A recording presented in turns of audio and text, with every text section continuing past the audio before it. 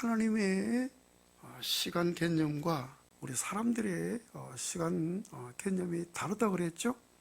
그래서 하나님의 시간을 카이로스로 이렇게 표현했다. 그리고 사람의 시간은 크로노스로 그렇게 표현했다. 그래서 이 시간 개념을 확실히 이해하고 그 하나님의 그 시간과 우리 사람들의 그 시간을 잘 구분해서 받아들인다면은 우리가 더 하나님 나라를 누리며 살 수가 있고, 또 나와 하나님과의 이 관계를 더 편안하게 가질 수가 있습니다. 그래서 하나님과 내 자신이 이렇게 일치가 될 때, 다시 말해서 하나님과 나와의 사이에 이 캡이 없을 때 우리는 더 하나님의 시간 속에서 우리가 더 하나님께 올인해서 그 하나님으로 말미암아 하나님에 의해서 살 수가 있습니다. 이렇게 될 때 이 땅에서 우리는 하나님의 나라를 누리며 살 수가 있습니다. 근데 하나님의 시간은 현재밖에 없다 그랬잖아요. 하루가 1000년이 될 수가 있고 1000년이 하루가 될 수가 있어요. 그리고 과거도 현재이며 미래도 현재인 거예요. 그러니까 하나님의 시간은 24시간 아니면은 또 1년, 여러분, 하나님의 시간 속에는 이런 것이 없어요. 오직 하나님께서 창조하신 이 창조의 세계에 그런 시간이 있지, 하나님은 원래 영원하신 분이잖아요. 그래서 이 시간도 오직 영원합니다. 자, 그렇다면은 하나님의 시간 속에서 하나님의 일은 모든 것들이 다 이루어진 상태.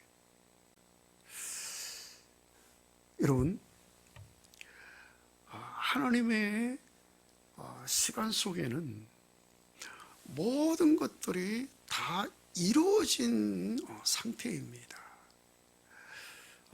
그것을 우리 사람의 시간 속에서 그것을 내가 보고 그것을 내가 느끼고 또 그것을 받아들일 때 그것이 현실이 되는 거예요. 모세가 시내산에 올라갔을 때 하나님께서 어떤 성막의 모형을 보여주셨어요. 네가 본 이대로 가서 건축을 해라. 그래서 모세가 시내산에서 본 그대로 건축을 했잖아요. 그것은 이미 하늘에 있는 것을 보여주셨다는 거예요. 이미 하늘에는 그 성막이 존재하고 있었어요. 하나님의 시간 속에서는 이미 그것이 존재하고 있는데 그것을 모세에게 보여주신 거죠. 감추어져 있던 것을 보여주시고 네가 본대로 가서 건축을 해라. 여러분, 이것이 바로 성전이잖아요. 그리고 또 예수님께서 우리 제자들에게 너희는 이렇게 기도해라. 기도를 가르쳤죠. 이것을 가르쳐서 주기도다. 그 주기도에 하나님 나라가 이 땅에 임하도록 기도하고, 또 이미 하늘에서 하나님의 뜻이 이루어진 것이 이 땅에서 이루어지도록 기도해라. 그렇습니다. 여러분, 이미 하나님 나라가 이미 하나님의 시간 속에 이루어진 거예요. 그래서 그 나라가 이 땅에 임하도록 기도해라. 여러분, 이 세계를 변화시켜서 하나님의 나라가 되는 것이 아니죠. 뭔가 조금 이 세상의 것들이 잘못된 것을 조금 이게 뭐 수정하거나 조금 보완해서 이것을 그 완전한 세계로 만들어라, 이게 아니에요. 그러니까 이미 하나님 나라가 하늘에서 이루어져 있는데 이것이 이 땅에 이루어지도록 기도해라, 그렇습니다. 여러분, 이 세상을 우리 복음으로 변화시키는 것이 아니죠. 이 세상에 하나님 나라가 이루어져서 그것이 더 확산되도록 하는 것이 바로 복음을 전파하는 거고 하나님 나라를 우리가 전하는 거예요. 이것처럼 하나님의 시간 속에는 이 모든 것들이 다 이루어진 상태예요. 이것이 육신을 갖고 있는 우리에게는 감추어져 있는 겁니다. 그게 육신의 이성으로는 깨닫지를 못하고 육신의 눈으로는 보지 못하기 때문에, 왜? 그것이 하나님의 시간 속에 있기 때문에, 그것이 영적이기 때문에, 그래서 감추어져 있죠. 감추어져 있는 것은 바로 비밀이죠. 그러니까 여러분, 하나님의 모든 이 계획, 하나님의 경륜은 이게 비밀이에요, 비밀. 그래서 이 비밀, 이 감추어져 있는 것을 하나님께서 우리에게 보여주시고 깨닫게 해주시고 알게 해주시는 것이 바로 계시죠. 계시는 덮개를 이렇게 열어준다. 휘장을 열어서 아래 것을 보여준다. 이게 계시입니다. 그래서 어떤 사람이 하나님의 시간 속에 다 완성된 것을, 이것을 계시에 의해서 그것을 보고 깨닫고 선포하는 것은 예언이죠. 예언. 그래서 여러분, 이것을 우리 개인에게 적용을 해야 되거든요. 그러니까 하나님의 어떤 경륜, 하나님 나라를 위한 하나님의 경륜, 또 아니면은 내 개인의 이 삶, 이게 이미 하나님의 시간 속에는요 거의 완성되어 있습니다. 그러니까 하나님께서 아브라함을 부르실 때 이미 아브라함의 모든 생애는 하나님의 경륜 안에 다 들어있었어요. 그러니까 하나님의 시간 속에는 아브라함의 일생이 거기 다 들어있죠. 아브라함을 부르시기 이전에 아브라함의 생애가 이미 하나님의 시간 속에 담겨 있다는 거죠. 그래서 하나님께서 아브라함을 부르시고 그에게 땅과 씨를 약속을 했잖아요. 그래서 아브라함의 생애 속에서 많은 시행착오가 굴곡은 있었지만은 그의 일생에 하나님의 경륜이 이루어졌죠. 아브라함의 생애를 통해서 하나님의 경륜이 이루어졌단 말이에요. 이것처럼 이미 아브라함을 부르실 때 아브라함의 생애가 하나님의 시간 속에 있었던 것처럼 우리 개인을 하나님이 부르실 때 우리 개인의 모든 생애가 하나님의 시간 속에 있다는 거죠. 이것을 우리가 바로 알게 되면은요, 하나님의 시간에 맞출 수가 있고 하나님의 경륜에 맞출 수가 있고 나를 향하신 하나님의 뜻이 이루어질 수가 있는 거예요. 여러분, 이런 삶을 살 때 우리는 우리의 삶 속에서 날마다 하나님 나라를 누리면서 살 수가 있습니다. 이런 삶이 우리에게 있는데 이것이 왜 우리에게 현실이 안 되느냐? 하나님과 나와의 이 거리 때문에, 갭 때문에 그래요.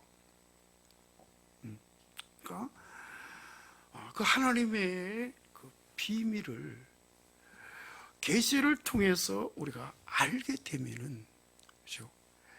내 자신이 포기가 됩니다.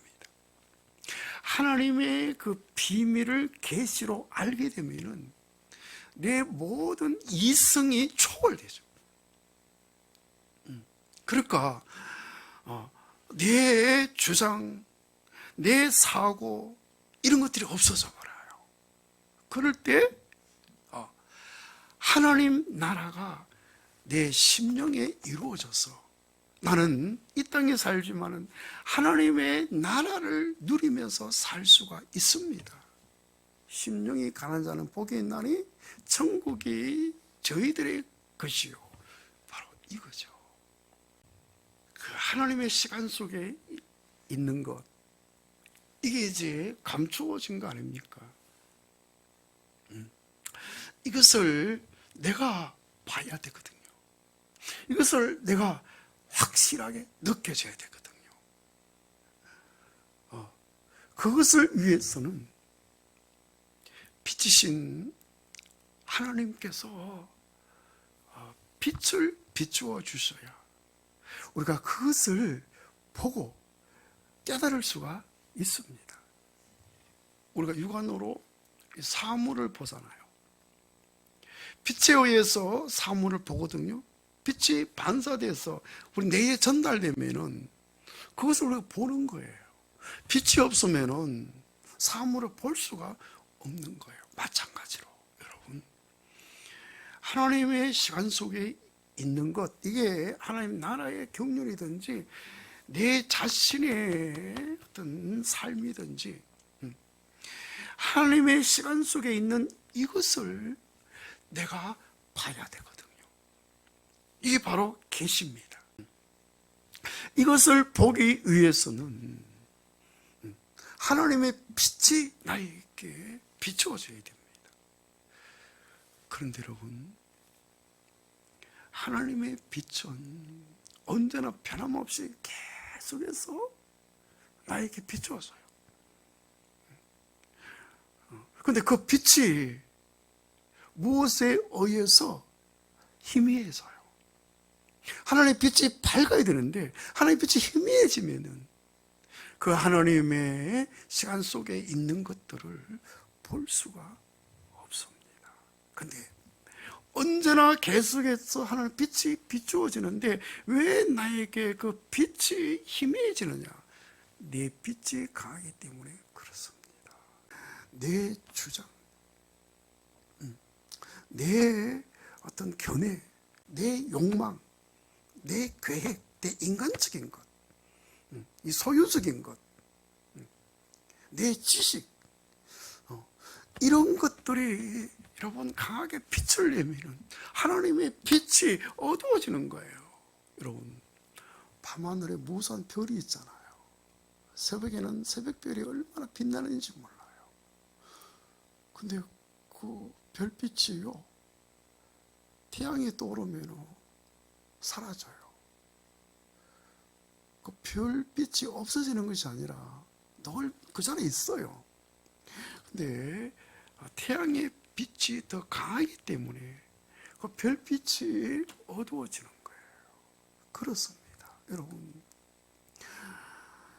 밤하늘에 새벽별처럼 아주 반짝이면서 영롱한 별빛이 계속해서 비추어지지만은 다른 빛이 더 빛을 내버리면 그 빛이 어두워지잖아요.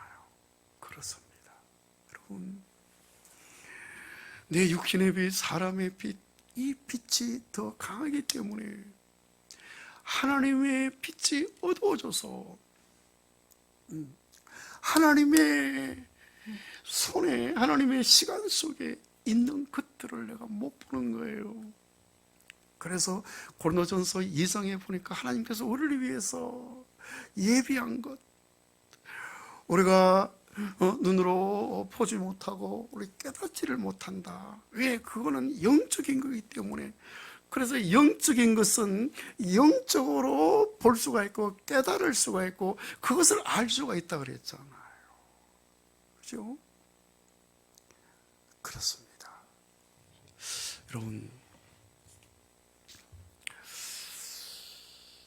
하나님께서 하나님의 어떤 시간 속에 모든 것들이 다 이루어졌다는 사실, 그리고 내 개인의 일생도 하나님의 시간 속에 이미 다 이루어졌다는 것. 그죠? 하나님께서 아브라함을 부르실 때 아브라함을 위해서 하나님이 어떤 뜻이 이루어질 것을 이미 다 계획하시고 아브라함을 부르신 거 아니에요.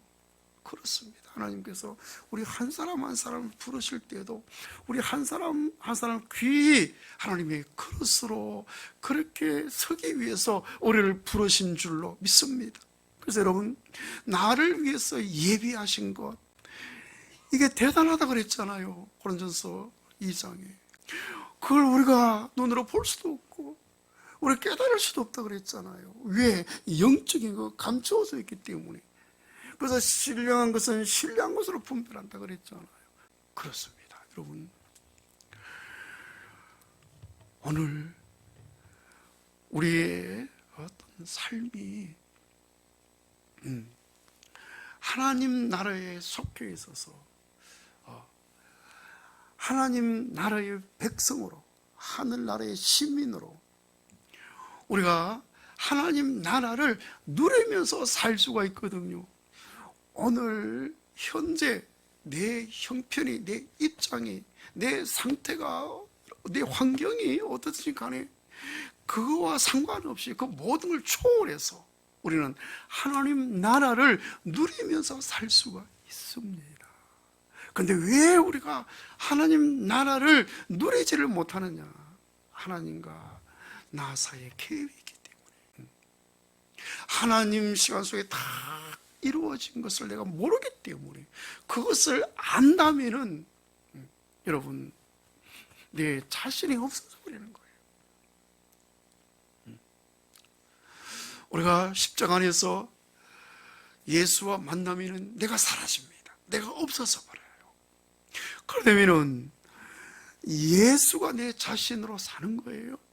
이 바울 사도의 삶이잖아요. 내가 그리스도 안에 십자가에 못 박혔나니 이제는 내가 사는 것이 아니라 내 안에 그리스도께서 사시는 것이라. 그렇죠? 바울은 역시 박해 중에 있었어요. 육신의 가시, 사단의 사자가 육신을 너무 아프게 고통스럽게 했습니다. 육신의 눈으로 보면은 여러분, 바울 사도의 그 현실, 그 환경은 지옥입니다. 지옥. 그렇지만은 바울은 그 속에서 늘 기뻐하고 어떤 경우에도 내가 자족한 삶을 산다. 그렇기 때문에 자기가 갖고 있는 모든 소유를 벨설물로 여겨버린다. 왜? 내가 그 안에서 나를 발견하고 그리스도를 아는 지식이 더 고상하기 때문에 그것을 더 잡기 위해서 나의 모든 것을 다 배설물로 여겨버린다. 이런 삶을 살았잖아요. 그가 복음을 전하다가 예수를 위해서 살다가 감옥에 갇혔어요. 얼마나 억울하지 않습니까? 하나님을 원망할 수도 있어요. 그런데 그는요, 밖에 있는 우리 성도들에게 쉬지 말고 기도하고 범사에 감사하고 항상 기뻐해라. 이 바울 사도의 삶이잖아요. 바울 사도가 왜 그런 삶을 살았나요? 오늘 에베소서 우리 3장 1절부터 4절까지 보니까 계시로 하나님의 비밀을 알았다 그래요.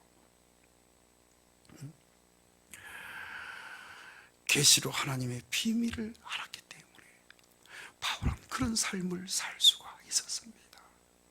여러분, 우리가 세상적인 관점으로 보고 육신의 암으로 본다면은 여러분, 바울 사도의 삶과 현재 나의 삶을 비교한다면 비교도 안 됩니다. 여러분, 바울이 얼마나 고난의 삶을 살지 않았습니까? 그죠? 그가 이렇게 고백합니다.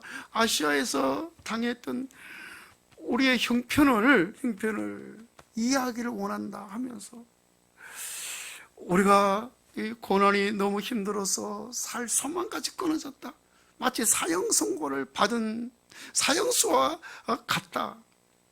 언제 죽을지 모르겠다. 40에 하나 가만한 매를 맞고 태창으로 맞고 이방인의 위협, 온갖 그런 고통을 당하고 박해를 받고 그런 삶을 살면서도 바울은 그 심령에 천국이 이루어져서 그 천국을 누리는 삶을 살았거든요. 왜? 하나님께서 예비한 것, 그것을 계시로 그 비밀을 알았기 때문에 그렇다는 거예요. 그렇습니다. 여러분, 이미 우리의 모든 일생 하나님의 시간 속에 있습니다. 우리를 위해서 예비하신 것이 있습니다. 그것을 우리가 계시로 알게 되면은 우리 마음에 천국이 자리 잡습니다. 천국의 삶을 살 수가 있습니다. 감추어져 있는 우리를 예비하신 그런 것들, 그것을 우리가 아는 것은 바로 계시잖아요. 그 계시는 하나님의 빛이 비추어져야 되는데,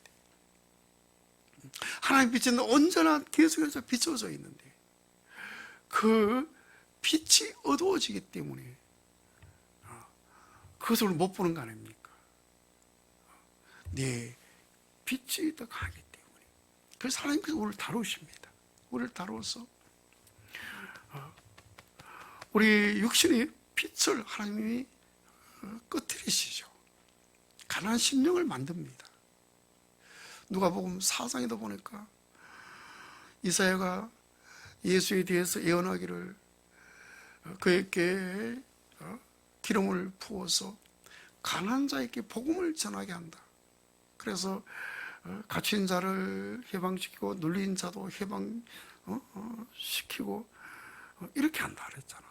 가난한 자에게 복음을 전파한다.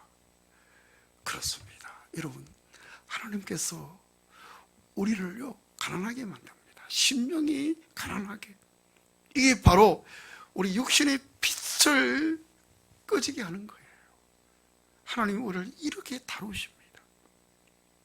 그러므로 하나님께서 우리를 다루실 때 우리는 그 하나님의 뜻을, 하나님의 의도를 깨달아 알아서 하나님께 감사하며 주의 손에 이끌려서 가야 될 줄로 믿습니다. 주님께서 어떤 환경으로 어떤 길로 이끄시든지 우리 아멘 하면서 그 길로 갈 때 하나님께서 우리를 그 속으로 인도하실 줄로 믿습니다.